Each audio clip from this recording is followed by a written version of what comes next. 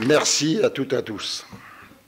Madame Thauvin, conseillère auprès du ministre des Transports, Patrice Vercrit, messieurs les présidents, messieurs les secrétaires généraux, messieurs les délégués généraux, il faut que je me reprenne, hein. Messieurs les directeurs, j'ai pas encore commencé, hein. Mesdames, messieurs, chers collègues, chers amis, en cette occasion spéciale qui marque mon départ de la présidence de cette belle fédération des transports CFTC, et bien sûr l'élection du nouveau président qui va me remplacer, qui m'a déjà remplacé d'ailleurs ce matin, je tiens tout d'abord à exprimer ma gratitude la plus sincère pour la présence chaleureuse de chacun d'entre vous. Et peut-être plus particulièrement, je le disais, Madame Thauvin, merci également aux organisations professionnelles, je pense à TLF, il y a des gens que je n'ai pas encore vus, Eric Aymar qui doit être là, la FNTR, il y a Pascal Barré, Florence Berthelot, qui est délégué général de la FNTR, Pascal Barré, vice-président, OTRE, Jean-Marc Rivera, Laure Dubois, Jean-Sébastien Barrault aussi, je crois qu'il est peut-être déjà parti parce qu'il devait être là, mais bon, il y a Ingrid Maréchal qui est délégué général qui le remplace. Merci à Christian Schmitt de la Brely, qui est le directeur général du groupe Clésia, avec la présidence du groupe Jacques Técher et Michel C. Et bien sûr, tout son COMEX. Merci à nos représentants de notre confédération aussi, qui sont là. Et puis, bien sûr, merci à Cyril pour cette gentille vidéo que vous venez de voir, et d'ailleurs qui commence à me faire chialer, mais bon, c'est comme ça. Merci à nos copains belges, je ne sais pas où ils sont là-bas, et français d'organisations syndicales amis, bien sûr, hein, on a invité aussi des amis français d'autres organisations syndicales du transport. Merci bien sûr à tous nos partenaires, et puis je ne les ai pas vus, ils sont là les Robineaux? Ah voilà, merci aussi à nos partenaires de la team Robineaux, alors les deux pilotes, les mécanos, et on peut aussi les applaudir parce que c'est un partenaire.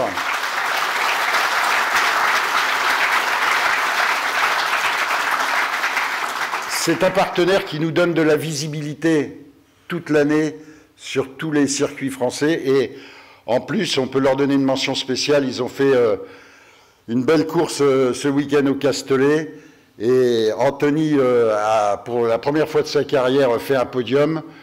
Thomas a fait une remontada qui se fait généralement dans le foot, mais là, il l'a fait les parties dernières, il est arrivé sur le podium. Donc, c'est nos vrais champions, et on peut les remercier.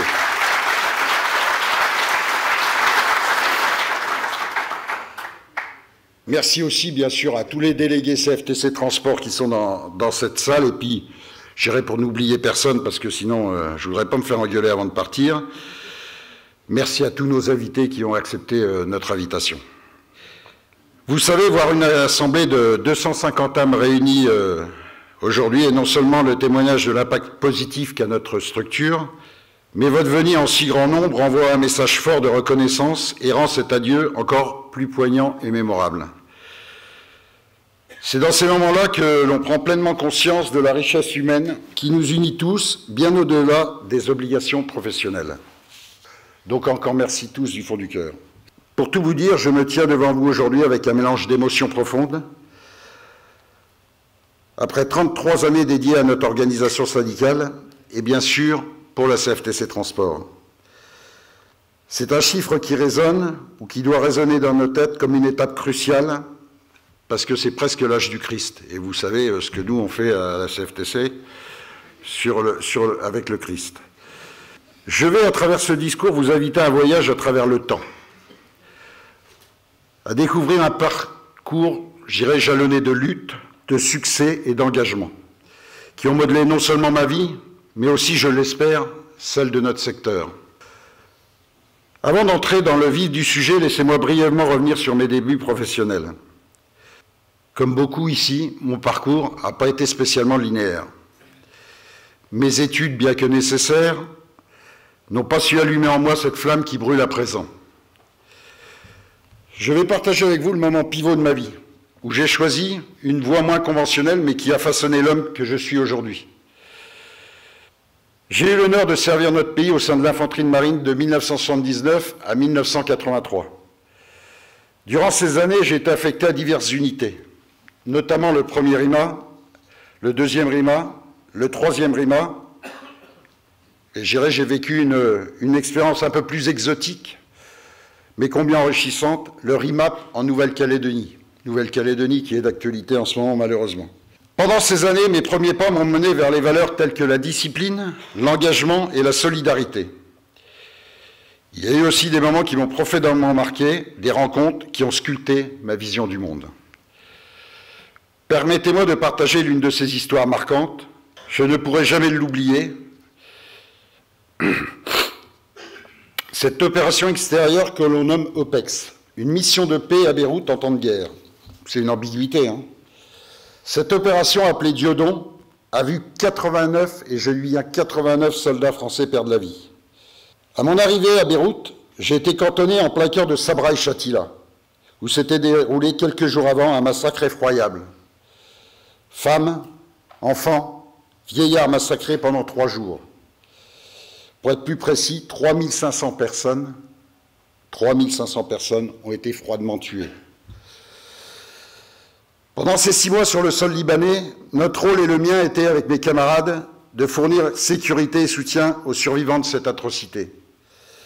C'est peut-être là qu'inconsciemment, en voyant et en aidant toutes ces familles meurtries, est née en moi l'envie d'apporter un avenir différent aux autres. Vous pouvez comprendre que je ne pourrai jamais oublier cette mission.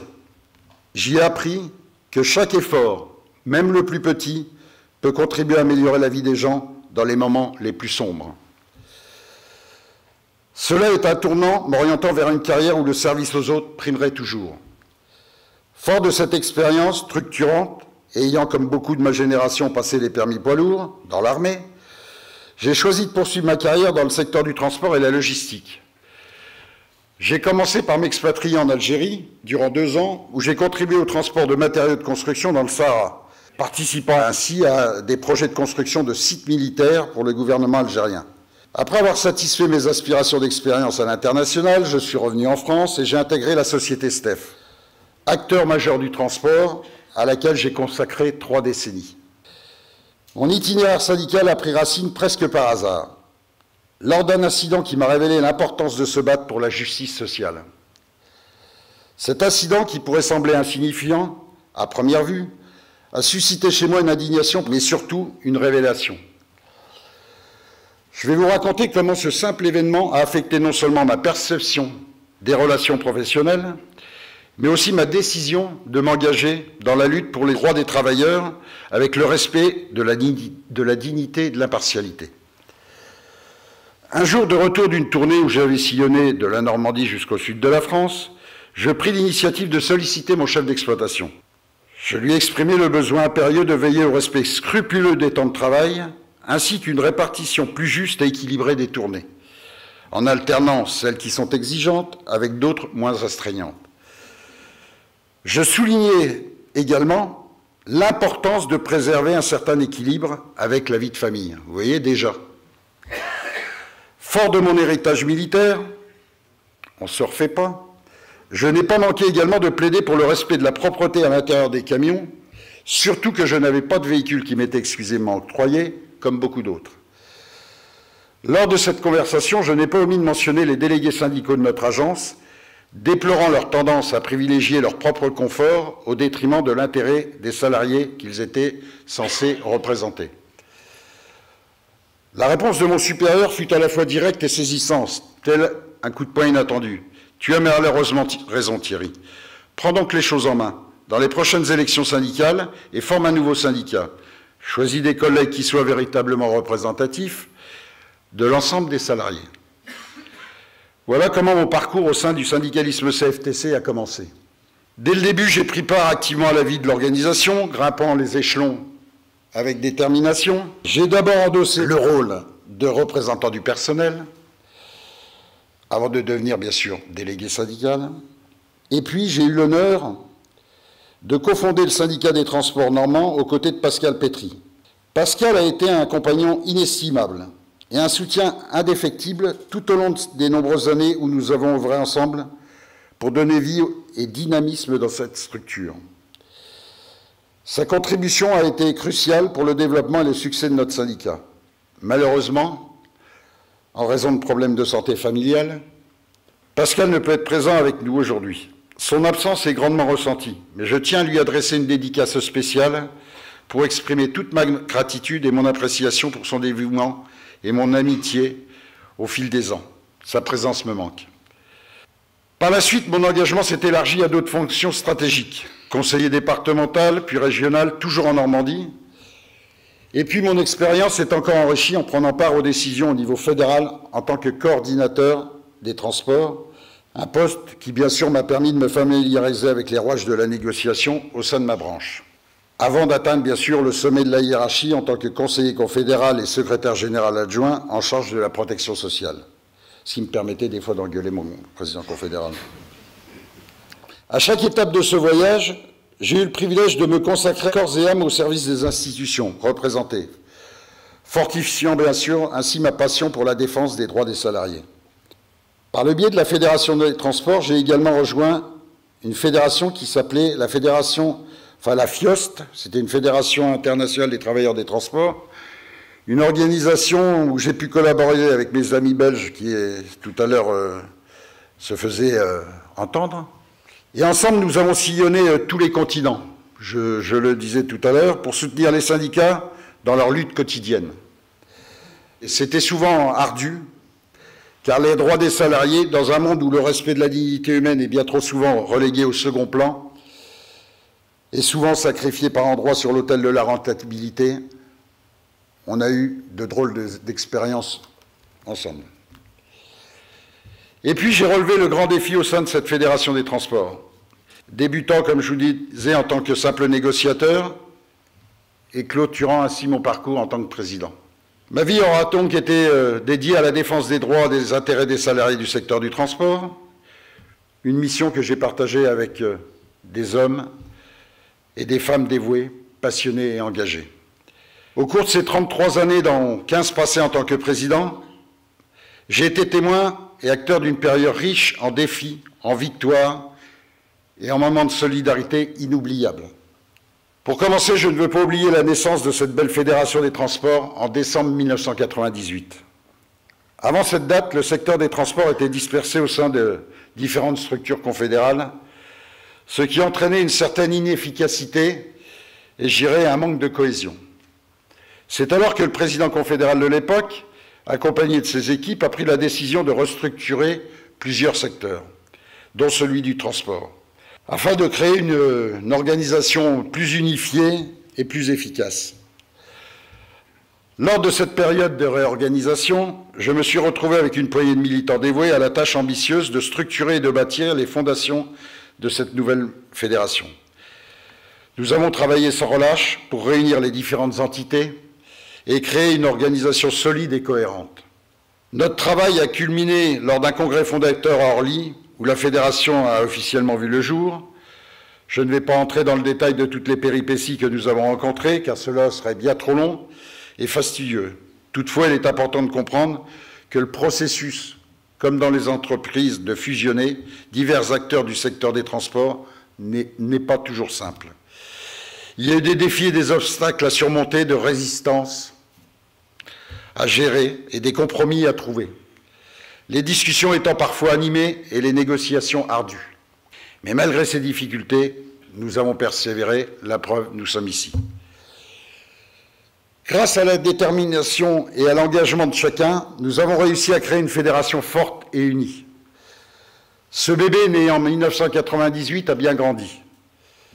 Aujourd'hui, notre fédération est un acteur majeur du secteur des transports, menant sa barque avec la rigueur et la combativité d'un adulte aguerri. Elle défend avec ferveur des intérêts de ses adhérents et continue de jouer un rôle essentiel dans le développement et la régulation des secteurs du transport. La route a été longue, parfois sinueuse, mais le succès de notre fédération témoigne de la valeur de notre travail acharné et de notre esprit de syndicaliste révolu. Car chaque jour a été une opportunité de lutter pour la justice sociale, de plaider pour des meilleures conditions de travail, de négocier des accords collectifs et de faire progresser le droit des salariés dans un secteur essentiel à l'économie. Et malheureusement, pas assez reconnu, toujours pas aujourd'hui, après la crise Covid. Chaque négociation réussie, chaque amélioration des conditions de travail a renforcé notre conviction que le travail syndical est indispensable. Il est indispensable pour préserver les droits des salariés et promouvoir une société plus équitable. Les défis auxquels nous avons été confrontés ont été nombreux. Qu'il s'agisse de négociations complexes avec les employeurs, j'ai choisi le mot pour choquer personne. Car je ne veux pas attaquer des invités quand même. De mobilisation pour faire respecter les droits acquis ou de la recherche de solutions aux problèmes émergents du monde du travail au niveau européen. Il est crucial, à mon sens, de rappeler certaines des batailles que nous avons menées ensemble. De moments de grande tension où l'union, la détermination étaient nos seules armes. Et tout le monde va s'en rappeler, sauf les tout jeunes, 1992, 9 jours de grève pour le permis à points, sans oublier l'État, mais ce n'était pas vous, Madame Thauvin, donc je n'attaque pas non plus. Je rassure tout le monde. Mais en 1992, l'État nous a envoyé les blindés pour arrêter le mouvement. Vous voyez, vous étiez nés quand même, vous le saviez. Hein. Mais ce n'était pas vous. 1996, 12 jours de grève sur les conditions de travail, bien sûr aboutissant à la création du congé de fin d'activité, ce qu'on essaye de retenir encore un peu. 2000, 14 jours de grève pour les convoyeurs de fonds, suite à l'insécurité de cette profession. 2010, plusieurs jours de façon aléatoire sur la réforme des retraites. Alors, je ne suis pas revenu à celle dernièrement, mais il y en a eu plusieurs, des réformes. 2015, 9 jours sur les revalorisations de salaire. Enfin, en gros, je vais m'arrêter là, parce que là, les citations à l'après-vert, il pourrait y en avoir beaucoup plus. Mais la solidarité dans tous ces moments-là s'est concrétisée. Ça a renforcé, bien sûr, notre détermination à défendre les intérêts de ceux que nous représentons, mais chacun d'entre eux, tous ces moments-là ont été déterminants. Et j'ai envie de dire, mon engagement et votre engagement, les amis, a été la force motrice qui a propulsé notre organisation vers l'avant, depuis la création de la FGT-CFTC. C'est grâce à ces moments que ça nous fait avancer. C'est pour ça, votre président vous le disait tout à l'heure, il y a une mobilisation, alors c'est pas un secret, Madame Thauvin le sait, hein, devant le ministère dans quelques jours. Soyez présents. Soyez présents. C'est mon dernier appel à la mobilisation que je fais. J'avais envie de le faire.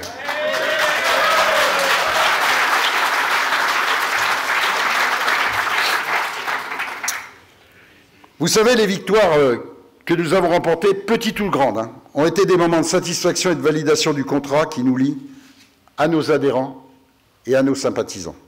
Je dirais que travailler main dans la main avec des collègues partageant les mêmes idéaux a créé des liens forts et durables, et c'est bien cela, la CFTC Transport. Aujourd'hui, je souhaite annoncer officiellement mon départ de mes fonctions de responsable de la fédération. Ce n'est pas une fin, mais plutôt un passage de flambeau avec humilité et conviction à une nouvelle génération de leaders syndicaux. Mon engagement, et Cyril le disait, demeure intact. Et je reste convaincu que la lutte pour la justice sociale et les droits des salariés doit perdurer. Je quitte mes responsabilités avec la confiance que le travail accompli continuera à porter ses fruits. Et je dis bien le travail. Et je souhaite à mes successeurs tout le succès dans la poursuite de cette noble mission syndicale.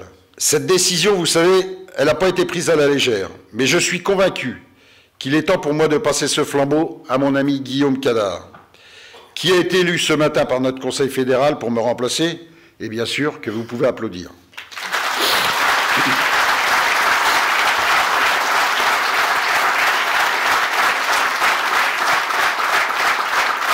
Félicitations également à Maxime Dumont, qui a été élu en tant que secrétaire général pour remplacer Guillaume.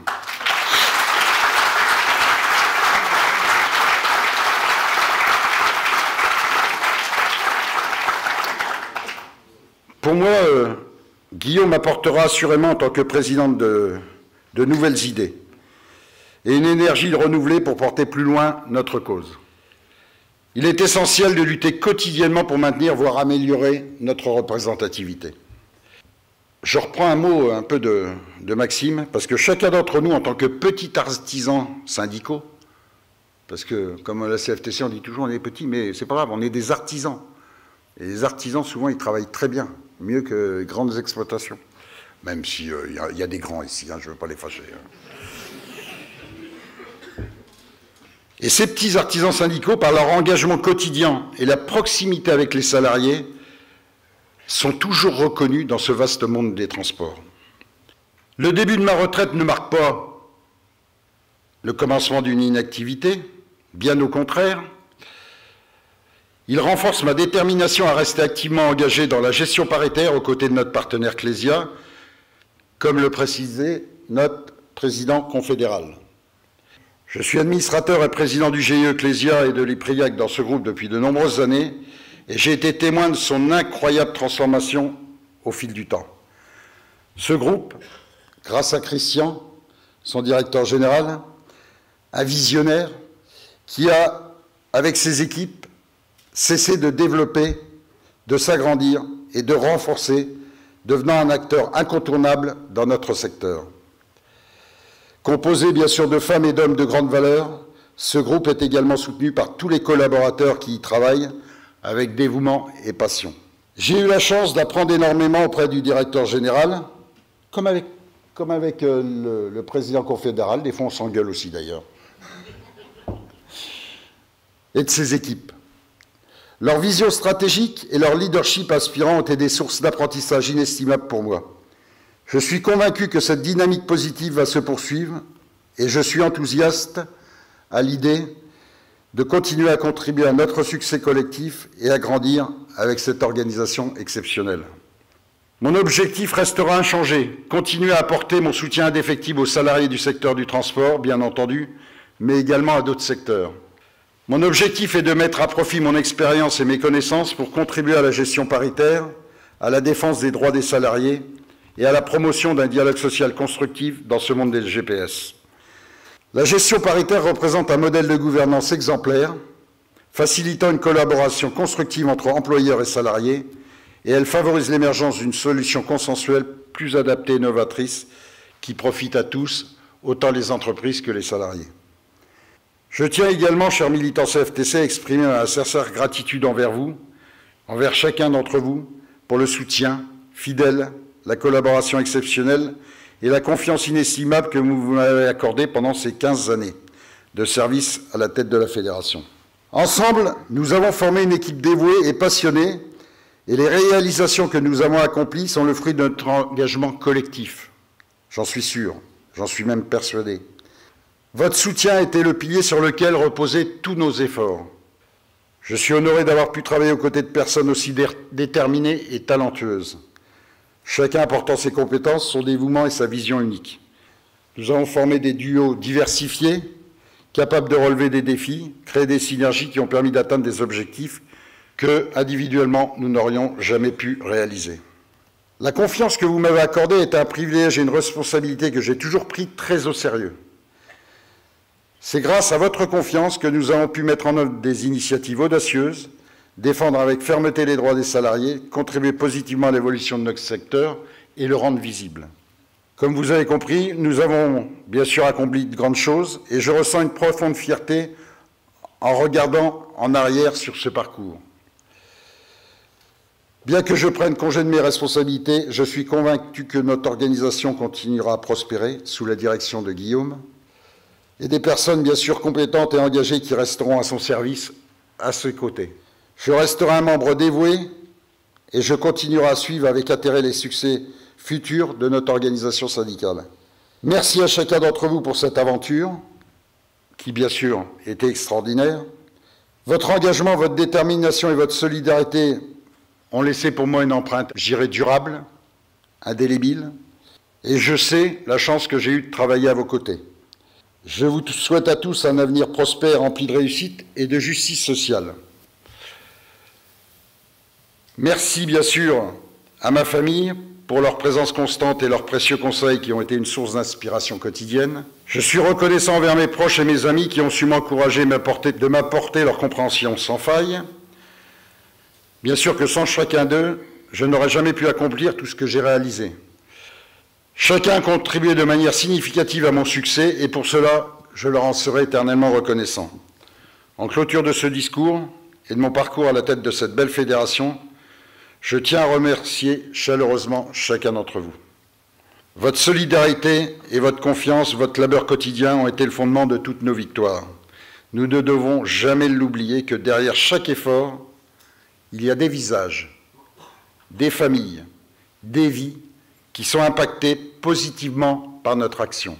Je suis convaincu que les nouvelles générations de leaders syndicaux sauront relever les défis qui se présentent et continueront à faire progresser les droits et les intérêts des jeunes, on en parlait tout à l'heure, des femmes et des hommes du transport. Je vous remercie tous infiniment pour votre confiance. J'attends dans cette nouvelle phase de ma vie et bien sûr avec impatience de voir et fêter avec vous un développement fort et durable de notre syndicat. Tous ensemble, et je dis bien tous ensemble, vous pourrez continuer à faire une différence significative dans les mois et les années qui viennent. Ne l'oubliez jamais.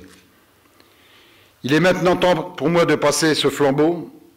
Mon ami Guillaume, nouvellement élu, porte en lui cette même flamme qui m'a animé toutes ces années. J'espère, Guillaume, que tu auras le respect de l'héritage, mais je n'en doute pas. Je te souhaite bon vent, Guillaume, et bon vent à cette belle fédération des transports. Je pars avec le cœur rempli de gratitude et de certitude que l'avenir de notre fédération est entre de bonnes mains. Merci du fond du cœur pour ces années exceptionnelles. Merci beaucoup de votre écoute et vive la CFTC.